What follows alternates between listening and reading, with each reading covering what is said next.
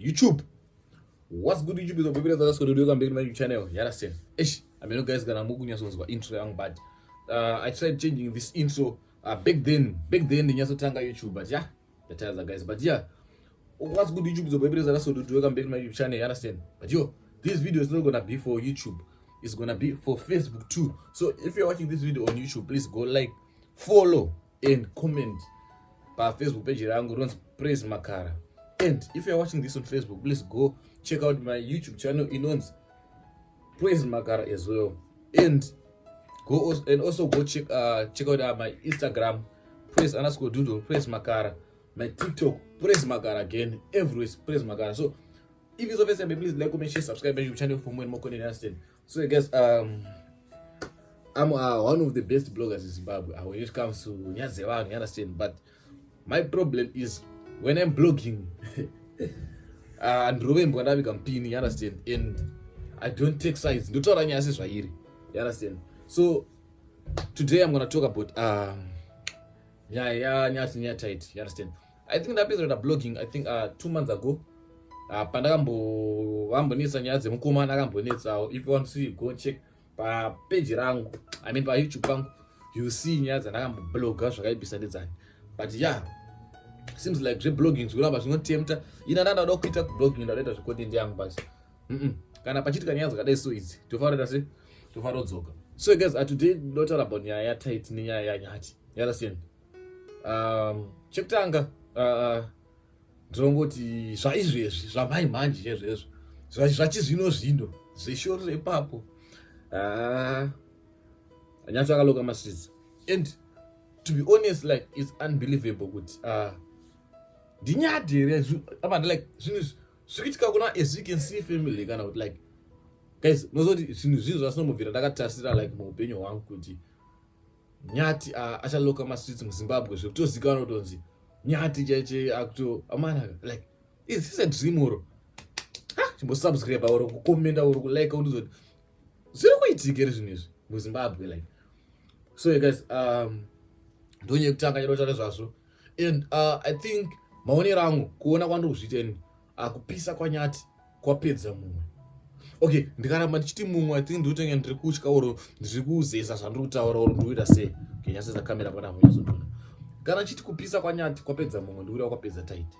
You understand? I mean, maybe ndindega ndisingaone, maybe ndindopenga oro, you understand? But maonero andozviteni, I think kupinda mugame kwaita Nyathi kwabva kwapedza Tytie. You understand? Nyathi apinda muchigame ichi pasina madrama, pasina kulikisa chinhu, pasina kuita sei, but nguva nemikana grace of God angomulocate so kuti mfana wangu yanguva yako. Did you guys notice kuti mimi pakaenda Tytie kuZimbabwe, there is no one akambofarira kuti Tytie auya kuZimbabwe, we wanna go and see him. There is no brands except kunze kweRoy Inouye yakashanda nayo chete.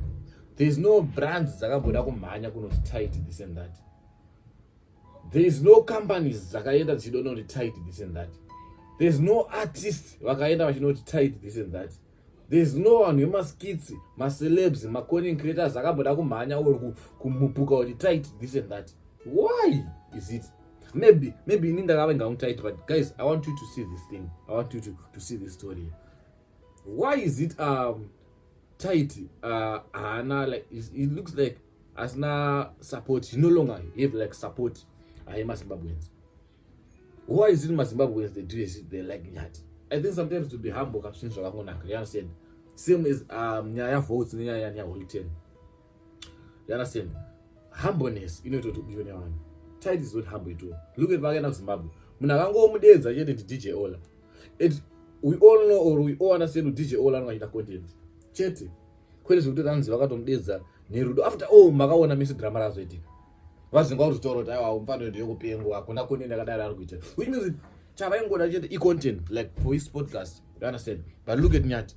I think phone yake iri flooded is so everyone ada kuti Nyathi, everyone this and that, everyone this and that, everyone.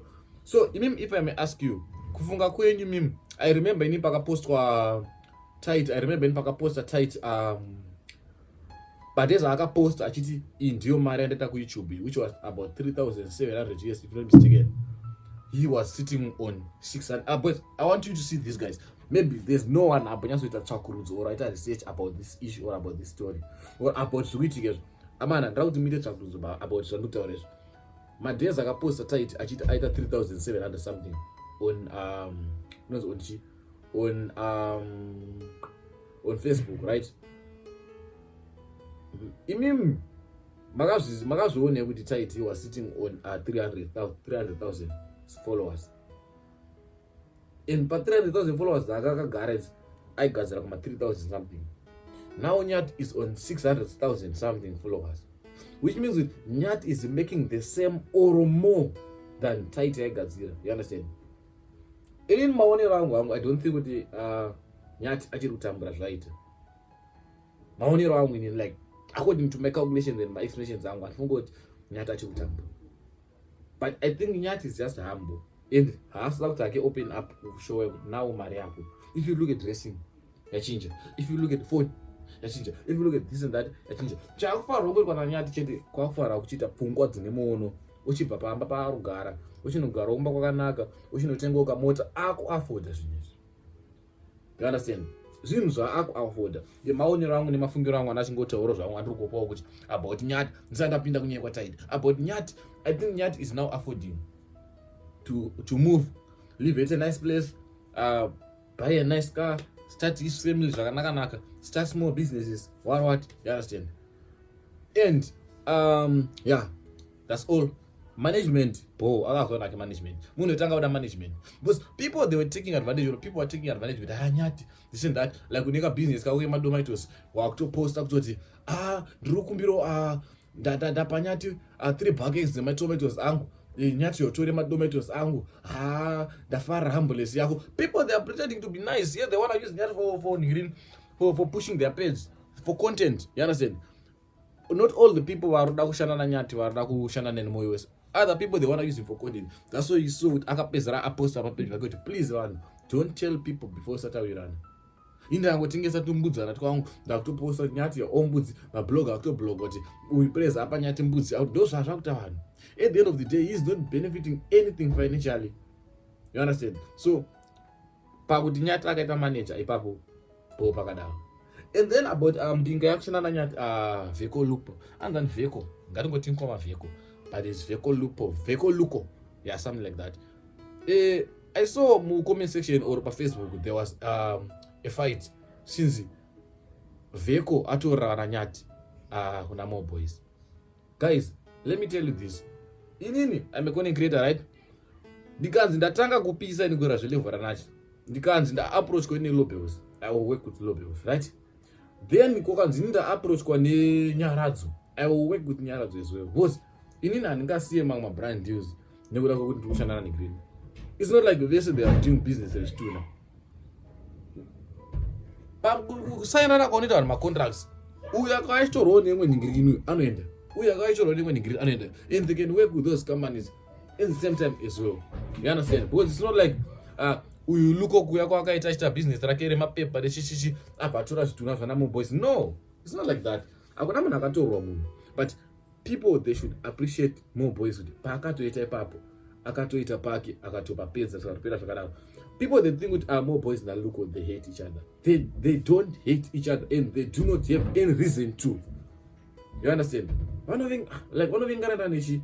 This is we all know kuti patakataka kuziya Nyathi achigara muhoki, more boys contributed akabatsira pakauya netimbura yakauya nefurniture. This is the one akanodhivhara. Vazhinji takatanga kuziya Nyathi through more boys akaziyo Nyathi through anzani uyu page Mpingaudo.tv ghost page right. And yeah, something like that. More boys introduced Nyathi to more people, and then Nyathi also introduced more boys to us, to people. You understand? And he played a very great role, like a very big role, more boys in my life and Nyathi member, right? But Nyathi, they really appreciate Aniga. But it doesn't mean if I want to brand you, they can't take it or they can't do that.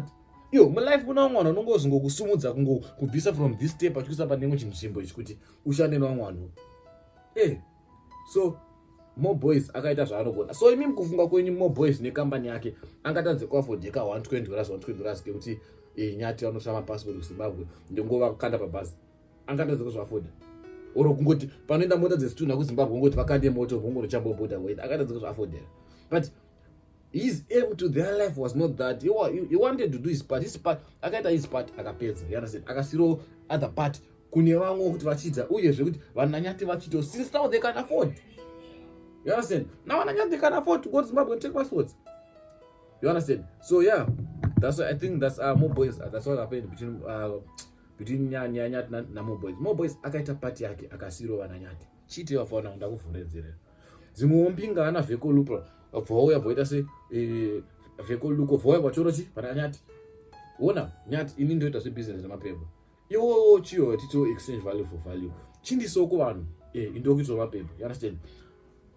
This is business. You should understand how business works. They are exchanging value for value. Imagine, alright, for example, I want to do this calculation with you. Dai vheko luko aka approach Nyati kuti Nyati ndikumbira kuti muite my brand ambassadors for my business. How much was he going to be charged? He was going to be charged, let's say 500 US for minimum or for example. 500 US vheko munhu akangwara. You understand? So akaona kuti zviri worth it hazvo kuti asi worth it kuti avape mari. Guys, please follow this page. People he won't get the attention in the business, like the attention he wants, and he won't be able to push the business like a level. So chakangwara majika.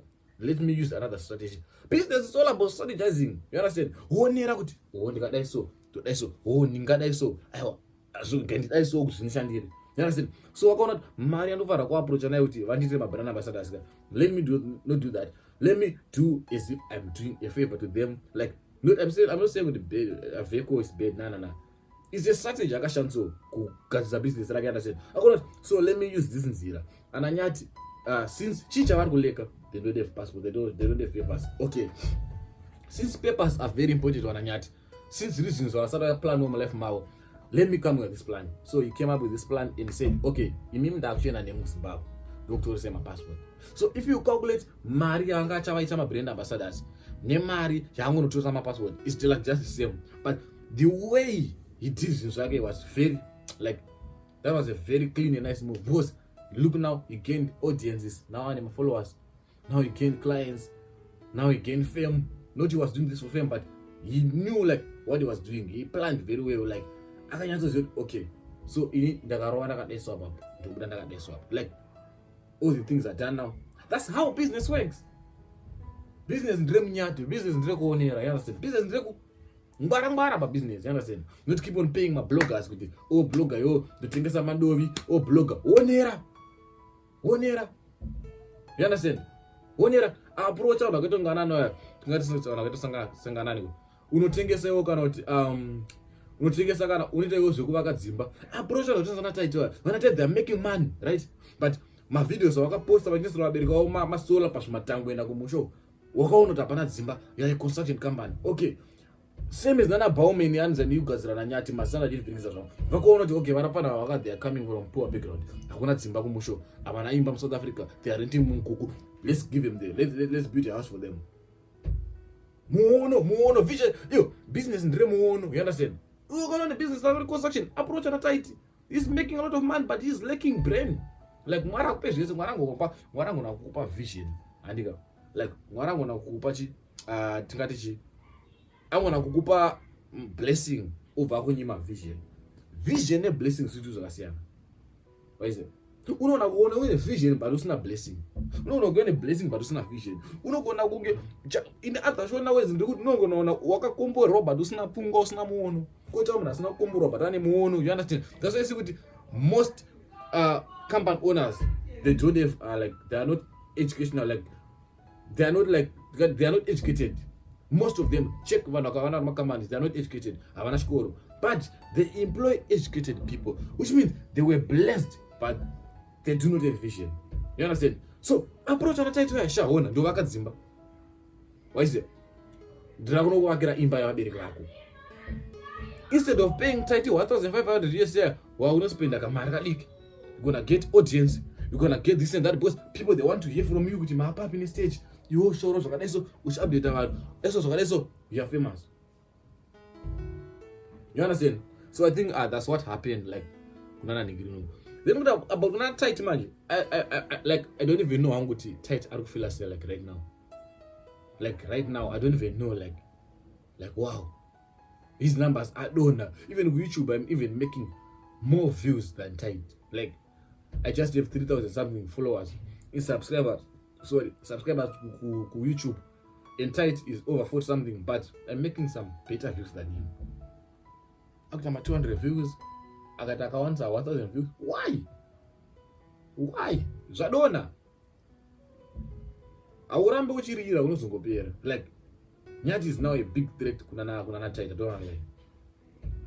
I don't know even go now they are shaking what they are seeing with him. No man. Because imagine content in Nyathi akastoka. Imagine the way their page is growing. Wagenda Zimbabwe one like something like 500 something, but now they are on 600 something thousand. But to peak out again.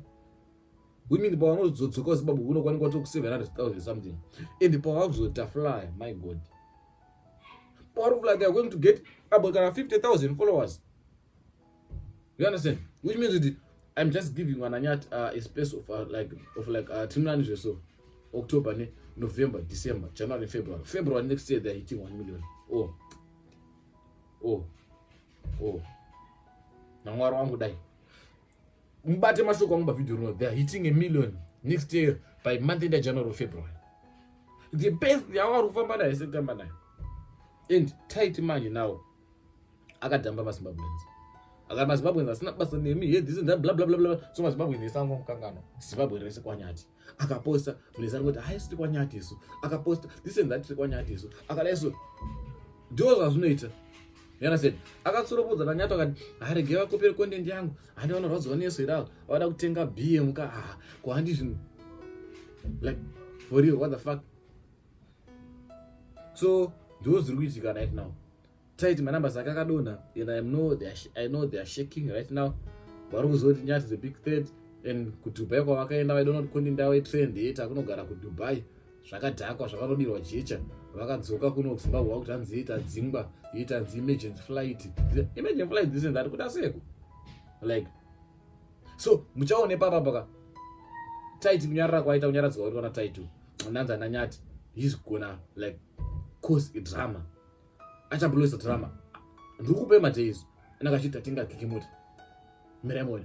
Like acha try by all means to get the attention that he wants, but manje chashatra audience yake manje choti audience yake ka vapfuri. You understand? Vana ngona kona skit vongoti follow voenda. Yasiyana ne real audience yemuZimbabwe yekuti we are a celeb. Ukaenda Dubai unonoshaka munhu wana unokutora picture but you are saying you are international. Ngona krone ka clip kako vongo follow. How many videos how many content creators do you follow per day? You should start to back so check. You understand? Because munhu ango follow ta appreciate a week waita but asikuzozo so check back video magona videos ako roseta say urozotanga kutsoma ne life yako that so kangoti atengera kikimota. It's possible the video run with less than 100,000 views. Because people they don't care. Man walk around some Zimbabweans, so that's the people that cares. That's the people who follows your lifestyle. But wakatoa rasa kabisa ma flex pa profile bank katayo. Na Zimbabweans and basa now. You understand? So yeah, that was all for today. And my updates on Nyathi wa Zimbabwe and my passport awa abuda and vari kukwira ndege. Izvi story zvato pasiswe zvara Nyathi. Havasina kutya kuti mapepa muSouth Africa, havasina kuti chi and vari kukwira ndege. Vakadzokera kumusha naNyathi, vakaunganidza machembere village, vakaita sese like ndio ma updates nyaya Nyathi vari kupisa like like for you. Amen. I beg guys ndaunya kuribisa nyaya. If it's the first time, please like, comment, share, subscribe my YouTube channel for more content. Understand? Do and getting here as like listen to the day, just be humble. You understand? Just be like Nyathi to the world. You understand? That's when you ribisa video 20 minutes. I think that if you want part 2 or part 1 for updates, you understand? I'll keep on giving you. But yeah, I hope you have enjoyed the video. If you enjoyed, please like, comment, share, subscribe. My YouTube channel is Praise Makara. Follow me on Instagram, Praise Makara, or Praise _ dude. On TikTok, Praise Makara, Shakaro, Praise _ dude 01 or 02, I don't know. but press makara ukangopress makara on all social media platforms nobuda. I think wasingori ku Twitter chete rairadza kufarira, but yeah, thank you guys for watching. Please like, comment, share, subscribe, and follow Facebook rangu, follow Facebook rangu, muchiita se muchishare kuvanhu, you understand, and tag vana Nyathi, vana Veko, vana Mo Boys, vana Tytie wacho akandiblogger, but tagging boys nanda basa naye ndimutya, you understand. And yeah, I'm sure why people vachizonzi unoti ngwakavenga tai initenda ndakumvenga. I hate his behavior, like I just hate his behavior, because like munhu anongobehave chigudo nge munhu asina kubva kuvanhu ameno zvaarungoita ite ona. But yeah, stay tuned guys. I hope you have enjoyed the video. Please like, comment, share, subscribe my channel for more content. Tango, peace out.